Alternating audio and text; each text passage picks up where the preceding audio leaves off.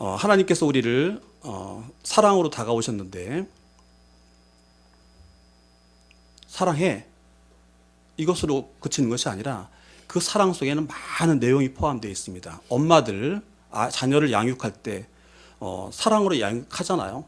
근데 아이가 어려운 일을 당할 때 엄마가 너 사랑해 그것으로 끝이는 엄마는 없어요. 자녀를 양육하기 위해서는 음식도 해줘야 되고 빨래도 해서 입혀야 되고 또 공부도 시키고 또 아이들이 또 친구들과 싸워서 오면 다독거려서 위로하고 많은 것들이 그 사랑 안에 포함되는 것입니다. 엄마가 자녀에게 사랑으로 다가갔을 때 이런 여러 가지 과정이 다 합해서 사랑이라고 하듯이 하나님께서 우리를 만나주시기 위한 그 사랑의 방법에는 과정과 여러 가지 모양들이 있었다는 것. 그 내용이 바로 성막이라는 곳에 다 포함되어 있습니다. 그 내용을 우리가 하나씩 본다면 하나님이 우리를 어떻게 사랑하시는지, 어떻게 하면 우리가 하나님을 만날 수 있게 되는지 발견해낼 수 있다는 것입니다. 근데 이 성막은 나중에 성전으로 이렇게 발전해 나가는데 이 내용에 대해서 우리가 잠깐 살펴보면 우리가 길에 보면 가끔 모델하우스가 있어요. 모델하우스는 뭐죠? 아파트를 짓기 전에 미리 이런 것입니다 라고 보여주는 게 모델하우스예요. 근데 아파트가 다 세워지면 그 모델하우스는 필요할까요? 철거해야죠. 그거예요. 우리가 지금 성막에 대해서 여러분과 함께 나누지만 이건 모형이에요. 실제 그 성막이신 예수 그리스도가 무엇인지를 안다면 여러분들이 이렇게 형식과 절차를 꼭 통해서만 예수님을 만나는 것이 아니라 매 순간 어느 곳에서라도 예수님을 바로 만날 수 있다는 것. 그렇다고 이런 예배 자리가 필요 없다는 것이 아니라 이것에서 이런 형식과 절차를 통해서만 하나님을 만나는 것이 절대로 아니고 이제는 우리가 어느 곳에서든지 무엇을 하든지 하나님을 아버지로 바로 만날 수 있다는 것. 이것을 저와 여러분이 오늘 자료를 통해서 발견하는 시간이 되셨으면 좋겠습니다. 그런데 이것이 바로 하나님이 우리를 만나주시는 성막이에요. 엄마들이 아이를 위해서 여러 가지를 준비하고 그 사랑으로 그 아이를 양육하듯이 저 성막을 통해서 하나님이 우리를 양육하고 만나주시는 것이 바로 저 성막이었습니다. 이 성막이 나중에 성전으로, 저거는 텐트인데 접었다 폈다 하는 이동식이에요. 그런데 고정된 성전, 건물로 변화가 되는데 그 성전을 허물어 버리라는 거예요. 예수님께서 오셔서. 우리가 읽은 본문의 말씀이 바로 그 성전을 헐라 그랬는데 왜 헐라 그랬느냐? 조금 전에 말씀드린 대로 모델하우스는 아파트가 세워지기 전에 보여준 것이었어요. 아파트가 세워지면 필요 없죠. 허물어 버려야 돼요. 그래서 성막의 변천사를 보면 첫 번째가 텐트식으로 이런 성막이 있었는데 이제 헤롯 솔로몬이 이렇게 건물로 세웠어요. 근데 나중에 포로 후에 돌아와서 재건한 스룹바벨 성전이 있고 예수님이 오셨을 당시에 헤롯이 유대인의 마음을 사기 위해서 지었던 이 성전, 이걸 헐어버리라는 거예요. 왜냐하면 예수님 자신이 성전이기 때문에 이제 하나님을 만나는 것은 예수님을 통해서 만나는 거기 때문에 이 건물이 필요치 않다는 거예요. 근데 우리는 얼마나 많은 거짓말을 듣고 신앙생활을 하였습니까? 예수님이 성전이신데 성전 지읍시다. 예배당이죠. 성전이 아니고.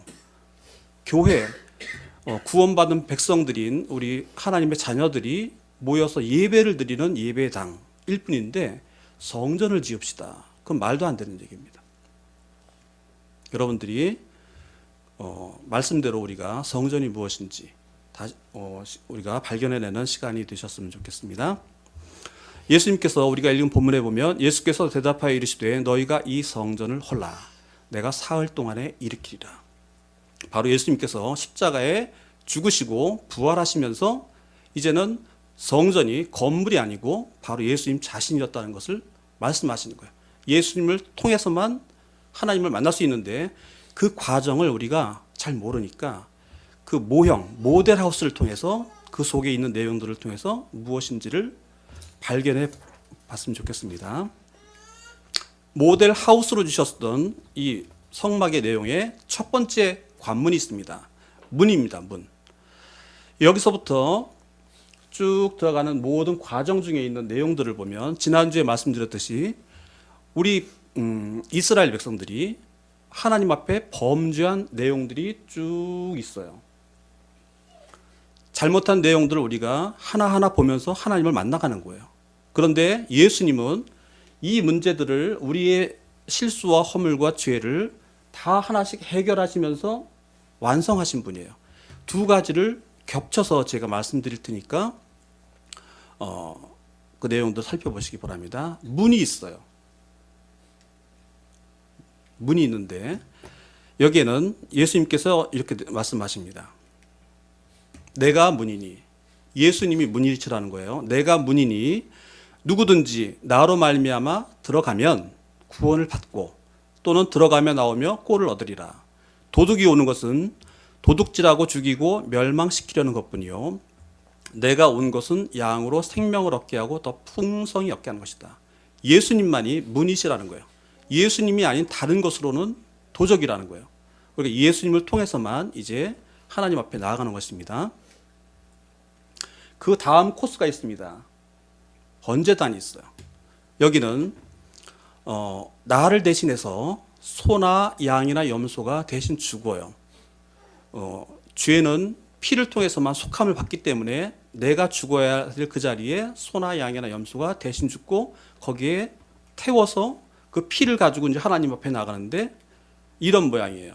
여기 번제단이 있는데 여기에 소나 양이나 염소가 나를 대신해서 다 태워지고 그 피를 가지고 이 뿔에 바르고 일단 피를 쏟고 하나님 앞으로 쭉 가지고 나가는 그 장소가 번제단이었어요. 그런데 예수님께서 이 문제를 어떻게 해결하셨느냐? 소나 양이나 염소를 아무리 잡아 제사를 드려도 사람의 마음이 바뀌지 않아요. 제가 죄를 짓습니다. 남을 이렇게 때렸어요. 아주 죽일 수도 있었어요. 그러면 사람을 죽이면은 소 한 마리면 되네? 소 한 마리 잡아다가 바쳐요. 번제단에다가. 그리고 끝이에요. 죄 졌으니까 법에 그렇게 돼 있기 때문에 소 한 마리면 된다며. 그리고 나서 제사 드리고 또 죄를 짓는 거예요. 양심의 가책이 하나도 없어요. 법대로 하라며. 그러고 가서 소 한 마리 잡아 죽이고 그 다음에 다른 사람 거 훔쳐요. 이번에 양 한 마리네매. 양 한 마리 바치고 마음에 죄인이라는 의식과 양심의 가책이 없고 늘 그래왔어요. 그 근본적인 문제를 해결하기 위해서 이제는 소나 양이나 염소가 아닌 예수님이 실제 우리의 제물이 돼서 죽으신다는 거예요. 그 말씀이 염소와 송아지의 피로 하지 아니하고 오직 자기의 피로 영원한 속죄를 이루사 단번에 성소에 들어가셨느니라. 전에는 소나 양이나 염소이기 때문에 내가 잘못해도 소 드리고 그 다음에 양 잡아다 드리면 되지라고 생각했는데 이제는 단번에 소나 양이나 염소의 피가 아닌 예수님, 하나님이신 예수님이 대신 죽으셨어요. 이제 어떡할 거예요? 또 잘못해요. 하늘에 계신 예수님을 잡아다가 끌어내려서 또 십자가에 또 박고 또 죄를 져요. 다시 하늘에서 예수님을 끌어다가 또 십자가에 못 박고 이렇게 할 수 있느냐 이거예요. 히브리서에서는 절대로 그렇게 할 수 없다는 거예요. 죄를 지을 수 없다는 거예요. 이제 구약보다 더 강력하게 이제는 소나 양이나 염소가 아닌 대신 하나님이 죽으셨다는 것, 우리가 죄인임을 인정하고 그분을 받아들일 수밖에 없는 상태를 말씀하십니다. 어린 양이 이렇게 이제 목을 따이고 피가 나와서 죽는데 그와 똑같은 모습으로 이렇게 예수님이 죽으셨다는 거예요. 염소나 소나 양이나 염소의 피를 대신해서 이제 예수님이 대신 나를 위해서 저렇게 죽으셨는데 그 모습이 어땠느냐? 사도행전에 이렇게 말씀하고 있습니다. 그가 도살자에게로 가는 양과 같이 끌려갔고 털 깎는 자 앞에 있는 어린 양이 조용함과 같이 그의 입을 열지 아니하였도다. 이렇게 조용하게 털 깎는 자 앞에 조용한 양과 같이 아무런 반항하지 않고 우리를 대신해서 죽으셨다는 것입니다.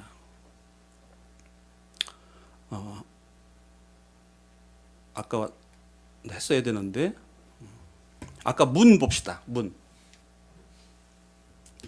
문에 보면 자꾸만 우리 이런 말 해요. 교회에서들 보면 전도할 때 목사님 자랑하세요. 막 그래요. 제가 얘기 안 하려다 이거 해야 될 것 같아서. 아까 분명히 그랬죠. 내가 문이니, 예수님께서 내가 문이니 나로 남지 않고는 안 된다는, 구원을 얻을 수 없고, 도적이 온 것은 도적질하고 죽이고 멸망시키는 거지만 내가 온 것은 양으로 생명을 얻게 하는 것이다. 누구를 소개해야 돼요? 전도할 때 예수님 소개해야 됩니다. 목사님 자랑하면 안 됩니다. 우리 목사님 뭐 박사학위 받고 우리 교회 건물이 몇 평이고 그런 얘기하면 안 돼요. 그거 하지 말라고 그러는 거예요.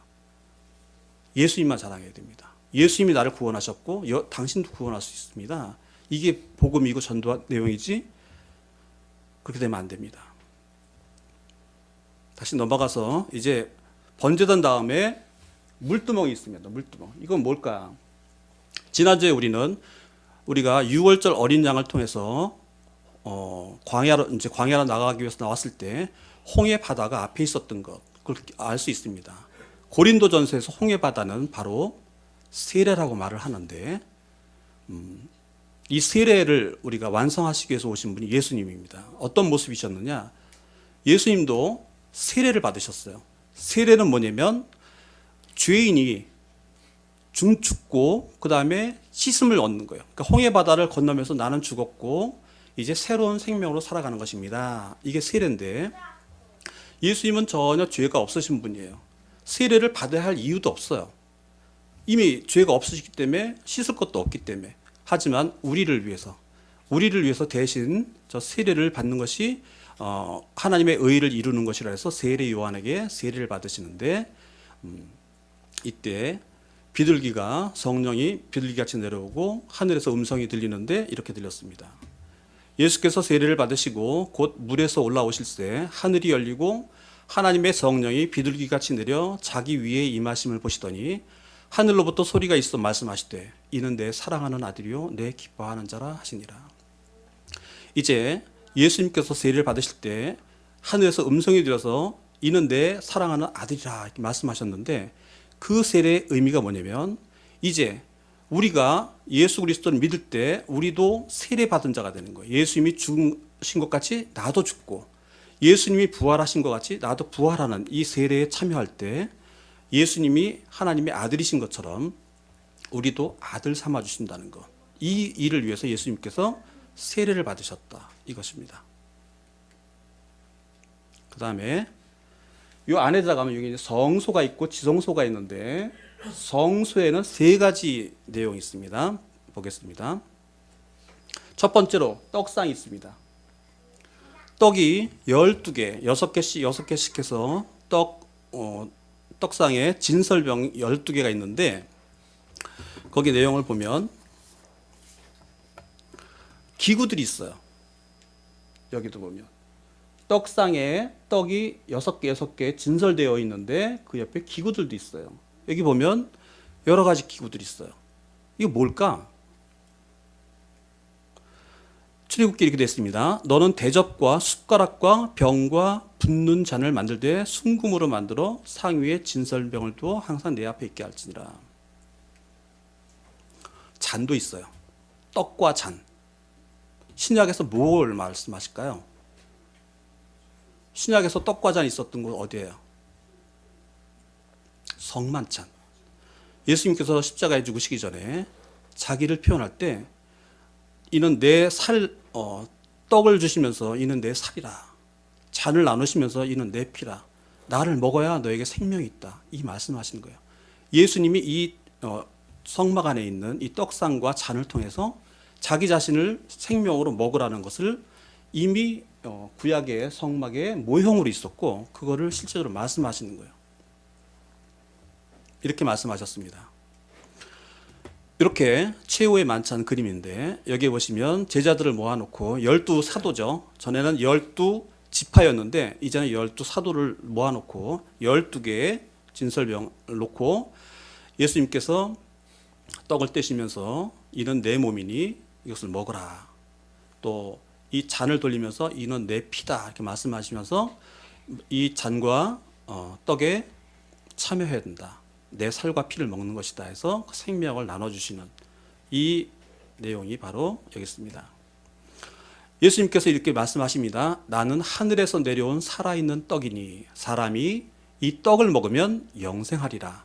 내가 줄 떡은 곧 세상의 생명을 위한 내 살이라 하시니라. 이렇게 말씀하시면서 고린도전서에 우리가 축복하는 바 축복의 잔은 그리스도의 피에 참여함이 아니며 우리가 떼는 떡은 그리스도의 몸에 참여함이 아니냐. 떡이 하나요 많은 우리가 한 몸이니 이는 우리가 다 한 떡에 참여함이라.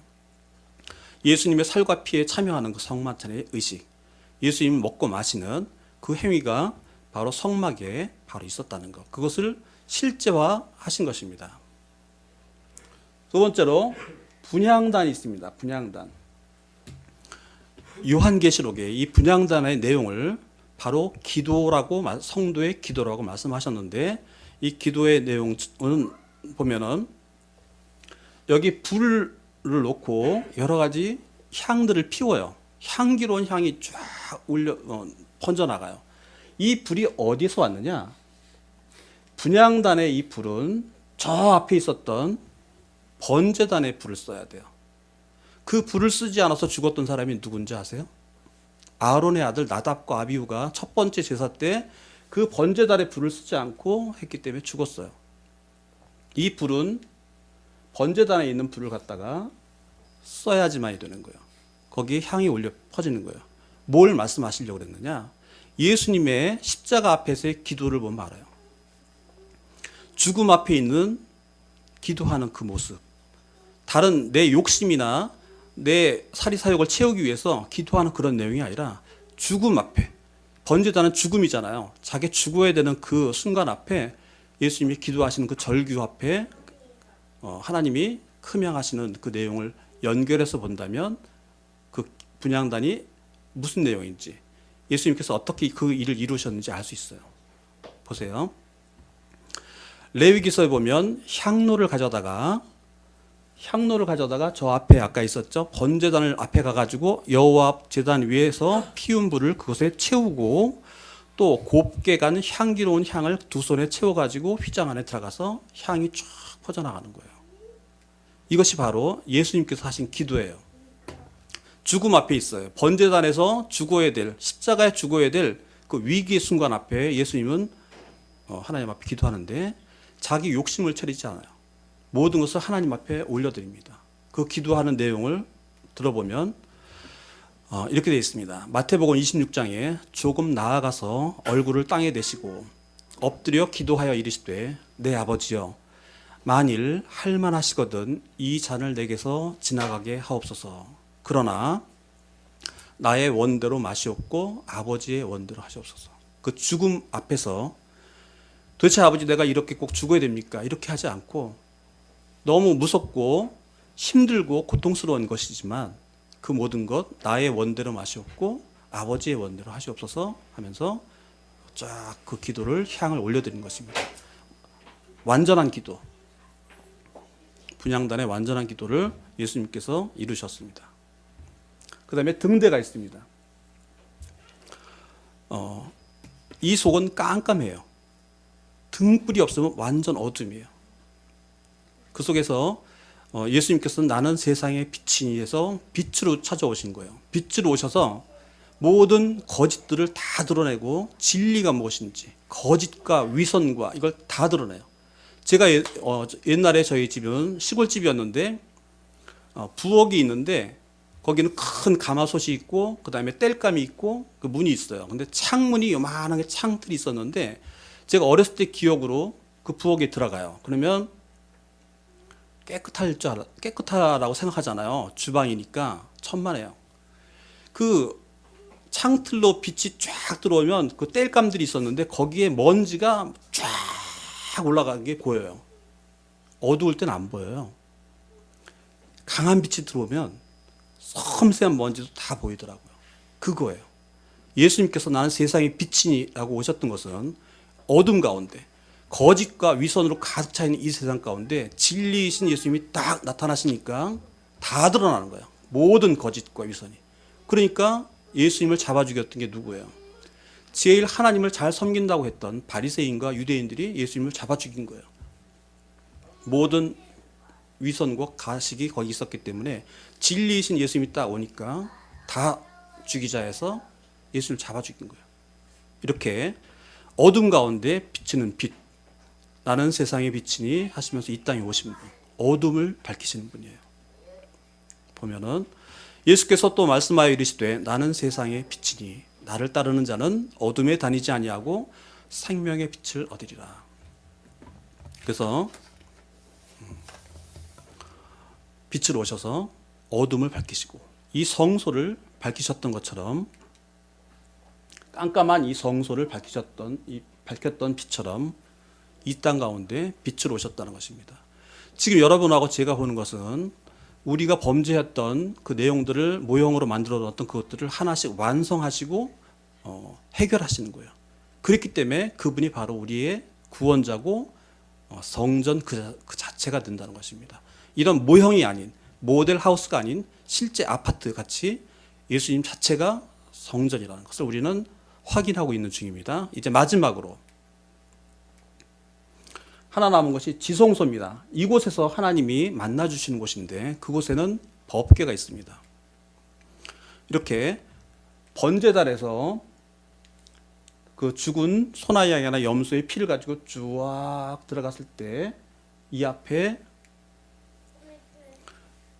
그룹들 사이에 있는 이 속죄판 위에 피를 쫙 따르면 하나님께서 만나 주시는 거예요. 드디어 이 법궤 안에는 온갖 우리의 죄악이 있었습니다. 지난 시간에 봤지만 거기에 먹을 것이 없다고 원망불평했던 그 만나 항아리, 서로 높아지려고 했던 아론의 쌍난 지팡이의 그 모습들, 온갖 죄의 모습들, 죄를 상징할 수 있는 또 그 죄를 깨닫게 하는 두 돌판이 그 아래에 있었는데 그 위에 내가 죽어져야 되는데 소나 양이나 염소가 대신 죽었던 그 피를 쫙 따르면 하나님께서 만나 주셨듯이 예수 그리스도께서 죽으신 그 사건을 우리가 인정하고 나갈 때 예수님의 피가 하나님을 만날 수 있는 길이 열리는 거예요. 그래서 예수님은 어떻게 죽으셨느냐 볼게요. 이렇게 십자가에서 완전히 죽으시게 됩니다. 피 한 방울 남지 않고 다 쏟으면서 죽으실 때 우리가 그분을 통해서 하나님 만나게 되는데 그때 무슨 일이 있었느냐 보세요. 예수께서 다시 크게 소리 지르시고 영원히 떠나시니라. 이에 그때 사건이 있어요. 성소 휘장이 위로부터 아래까지 찢어져 둘이 되고 땅이 진동하며 바위가 터지고 무덤들이 열리며 자돈 성도의 몸이 많이 일어나되. 예수님이 죽으실 때 어떤 사건이 있었냐면 모델 하우스였던 그 성막에 휘장이 찢어졌다는 거예요. 뭘 의미할까요?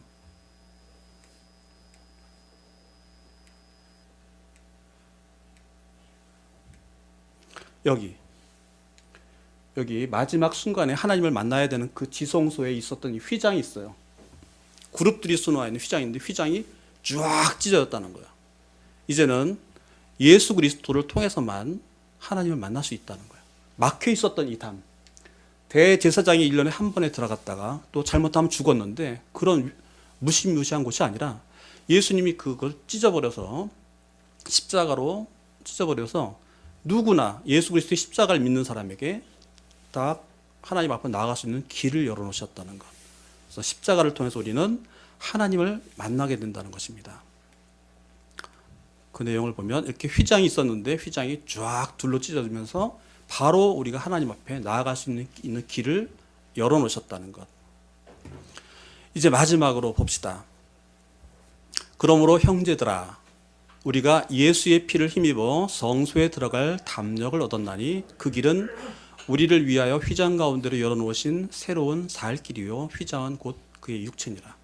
예수님이 십자가의 죽으심으로 말미암아 이제 우리는 이런 모형인 모델 하우스와 같은 성막의 어떤 과정들을 통해서 하나님을 만나는 것이 아니라 예수님 자신을 통해서 우리가 직접 이제 하나님을 만날 수 있는 길이 열렸다는 것. 그렇다면 이제 우리가 봐야 될 것이 있습니다. 예수님이 성전인 것이 왜 이렇게 중요하냐? 왜 이렇게 복잡하게 그러십니까? 교회 나오고 예배 드리고 아주 근사한 악기와 또 찬양대의 찬양과 이런 것들을 대서 우리가 예배 잘 드리면 됐지 뭐가 그렇게 복잡하게 또 뭘 얘기하려고 합니까? 아니라는 거예요, 그게.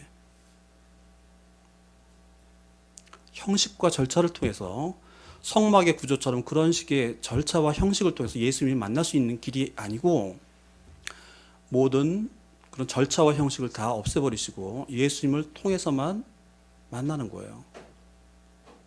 우리가 이 성전이신 예수 그리스도를 우리가 인정하지 않을 때는, 잘 모를 때는 무슨 문제가 있느냐? 교회에 오면 천사가 돼버려요. 어떤 그 우스갯소리가 있어요. 아, 우리 엄마는 교회에서 살았으면 좋겠어. 교회에 오면 천사가 되는데 집에 오면 아주 그냥 악마가 된다는 거예요. 애를 쥐잡듯이 하고 막 그냥. 왜냐하면 성전에서 하나님이 만나신다고 하니까 성전에 오면 천사가 돼버려요. 근데 집에 오면 성전이 아니잖아요. 그러니까 마귀가 되는 거예요. 이렇게 차이가 나는 거예요. 그런데 우리는 이제 모델하우스였던 성막이 바로 예수님 자신이었다는 것. 예수님이 자기 몸을 찢고 우리에게 하나님을 직접 만날 수 있는 길을 열어놓으셨다면 이제 우리의 생각과 마음이 바뀌어야 돼요. 내가 있는 그 장소가 하나님을 만날 수 있는 거예요. 내가 생각하는 그 생각과 마음 속에서 바로 하나님을 만난다는 거예요. 이제 나를 대신 죽으신 예수 그리스도의 십자가의 은혜를 가지고 내가 죄인입니다 하고 나아갈 때 바로 하나님을 만날 수 있다는 그 길을 열어놓으신 거예요. 제가 설교 준비할 때 어떻게 할까요? 거창한 책상 위에 이렇게 주석책을 펴놓고 그런 책상 놓을 자리도 없어요. 집이 좁아서. 그런 책도 없어요. 성경 하나밖에 없어요. 바닥에 널퍼덩 앉아서 다리 주물러 가면서 기도하는 거예요. 하나님 오늘 이번에 설교 이거 해야 되는데 알게 해주셔야 되지 않냐고. 이게 무슨 내용이냐고. 다리 주물러 가면서. 어떤 때는 또 졸려요. 푹 들어넣어서 하나님 이거 얘기해 주셔야 돼요. 그러면 바로 잠 오죠. 그럼 자는 거예요 또. 밤에 잠이 들 때 퍼뜩 생각이 나요. 아, 그러면 내일 아침에 생각이 나겠지. 그냥 자요. 절대로 생각 안 나요. 제 머리맡에 항상 포스트잇이 있어요. 메모지가. 아무리 어두워도 막 갈겨 쓰더라도 막 써놔요. 생각났던 것들을. 그리고 자요. 아침에 일어나면 생각나죠. 이제는 이런 예배당에 와서 여러분들 예배 드리는 걸 다 잘못됐다고 얘기하는 것이 아닙니다. 이것도 필요해요. 이렇게 해서 공적으로 우리가 말씀을 듣고 찬양하며 우리 교제할 수 있는 장소이기 때문에 잘못된 거 아니에요. 더욱 중요한 것은 이렇게 우리가 공급을 받았다면 삶의 현장, 내가 살아가는 삶의 현장에서 또 생각과 마음속에서 늘 하나님을 만나는 것을 가르쳐 드렸다면 그것을 살아야 된다는 거예요. 근데 그런 삶이 없이 이곳에서만 와서 예배를 드린다. 이것은 성전이신 예수 그리스도를 우리가 모르기 때문에 우리가 그렇게 살아왔고 그런 힘든 일들을 살아왔다는 것입니다. 죽어라고 와서 예배당에 와서 무릎 꿇고 기도해도 해결 안 되는 건 많아요. 삶 속에서 해결될 게 많기 때문에. 제 집사람하고도 후닥닥 한번 싸우고 나서는 어떻게 해야 돼요? 바로 예배당으로 뛰어와야 될까요? 아니죠. 바로 그냥 문 닫아놓고 그냥 우라통이 터져도 하나님 앞에 얘기해야죠. 왜 저러냐고. 그럼 풀어지잖아요. 그렇게 바로바로 하나님을 만날 수 있는 길을 열어놓으셨다는 거예요. 그 하나님을 우리가 매일매일 매 순간 우리의 생각과 마음 속에서 만날 때 우리의 삶이 변화가 됩니다. 우리를 삶 속에 들어오셔서 우리를 죄에서 벗어나게 하고 죄를 지으려고 하는 그 순간에서 벗어나게 하시고 우리의 삶을 이제 하나님을 닮아가는 인생으로 변화시키게 된다는 것입니다. 이런 성전이신 예수 그리스도를 내 마음에 품고 살아가시는 여러분들 되셨으면 좋겠습니다.